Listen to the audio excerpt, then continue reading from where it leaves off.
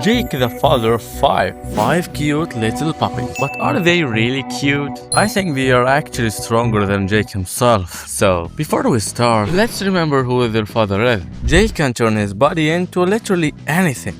A car, a giant fish, a boat, and this thing.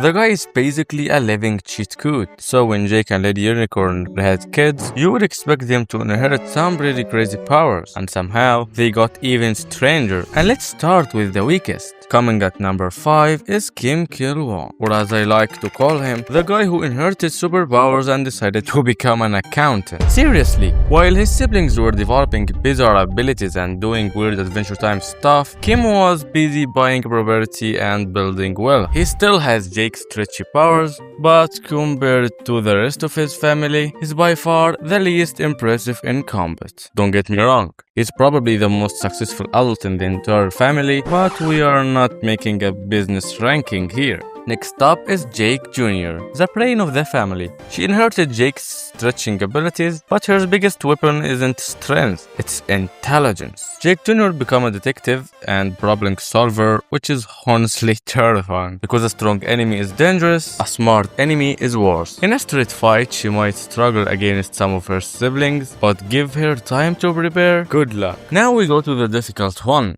Viola. The problem with ranking Viola is that Adventure Time barely gives us enough screen time to fully understand what she can do. But what we do know is that she seems connected to strange magical and energy-based abilities. And unlike her brothers and sisters, her powers feels completely unique. Could she be stronger than this placement? Maybe. But because we never see her full potential, third place feels fair. For now. At number 2, we have TV. And honestly, this guy is weird even by Adventure Time standards. TV inherited some of Jake's abilities, but evolved them in a completely different direction. Technology, communication, networks, and digital system. Imagine fighting somebody who can mess with technology while you're still trying to remember your only Toon Lab fan's password.